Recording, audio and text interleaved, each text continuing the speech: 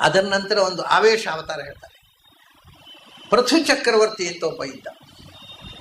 ಪೃಥು ಚಕ್ರವರ್ತಿ ಅಂತ, ಅವನಿಂದಾಗಿಯೇ ಈ ನೆಲಕ್ಕೆ ಪೃಥ್ವಿ ಅಂತ ಹೆಸರು ಬಂದದ್ದು. ಅವನು ಏನು ಮಾಡಿದ ಅಂದರೆ, ಅವನು ಇರೋ ಕಾಲ ತನಕ,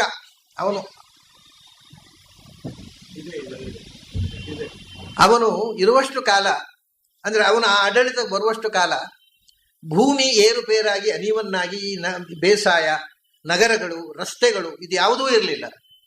ಆದರೆ ಅವನು ಬಂದವ ಮೊಟ್ಟ ಮೊದಲ ಬಾರಿಗೆ ನೆಲವನ್ನು ಸಮತಳವಾಗಿ ಮಾಡಿ ನೀರಿನ ಕಾಲುವೆಗಳು, ರಸ್ತೆಗಳು, ನಗರ, ಈ ಎಲ್ಲ ಇವತ್ತು ನಾವು ನಾಗರಿಕ ವ್ಯವಸ್ಥೆ ಅಂತ ಏನು ಹೇಳ್ತೇವೆ ಅದು ಎಲ್ಲವನ್ನೂ ಭೂಮಿಯಲ್ಲಿ ಮೊಟ್ಟ ಮೊದಲು ಇಂಟ್ರೊಡ್ಯೂಸ್ ಮಾಡಿದವ ಪೃಥು.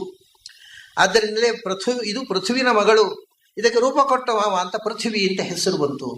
ರಾಜರುಗಳಲ್ಲಿ, ಪೌರಾಣಿಕ ರಾಜರುಗಳಲ್ಲಿ ಅವನಷ್ಟು ಖ್ಯಾತನಾದ ಇನ್ನೊಬ್ಬ ರಾಜ ಇಲ್ಲ. ಅದಕ್ಕೆ ಕಾರಣ ಏನು ಅಂದರೆ, ರಾಜರಾಜೇಶ್ವರ ರೂಪದಿಂದ ಭಗವಂತ ಅವನಲ್ಲಿ ಅವಿಷ್ಟನಾಗಿದ್ದ. ಆದ್ದರಿಂದ ಇಡೀ ನಾಗರಿಕತೆಯ ಒಂದು ಇತಿಹಾಸವನ್ನೇ ನಿರ್ಮಾಣ ಮಾಡಿ ಈ ಭೂಮಿಯಲ್ಲಿ ಒಬ್ಬ ಕ್ಷತ್ರಿಯ ಏನು ಮಾಡಬಹುದು ಆಡಳಿತಗಾರನಾಗಿ ಅನ್ನೋದನ್ನು ಪ್ರಪಂಚಕ್ಕೆ ತೋರಿಸಿದ ರೂಪ ಅದು ಭಗವಂತನ ಅವಿಷ್ಟ ರೂಪ ಅಂತ. ಇದಿಷ್ಟು ಸ್ವಯಂಭೂ ಮನ್ವಂತರದಿಂದ ವೈವಸ್ವತ ಮನ್ವಂತರ ತನಕ ಬೇರೆ ಬೇರೆ ಸಂದರ್ಭದಲ್ಲಿ ಆದ ಅವತಾರಗಳು. ಇದರ ನಂತರ ನಾವು ನಾಳೆ ನೋಡುವಂತಹದ್ದು ಮತ್ಸ್ಯಾವತಾರ. ಅಲ್ಲಿ ನಾವೀಗ ಇನ್ನು ವೈವಸ್ವತ ಮನ್ವಂತರದ ರೂಪಗಳಿಗೆ ಕಾಲಿಡ್ತಾ ಇದ್ದೇವೆ.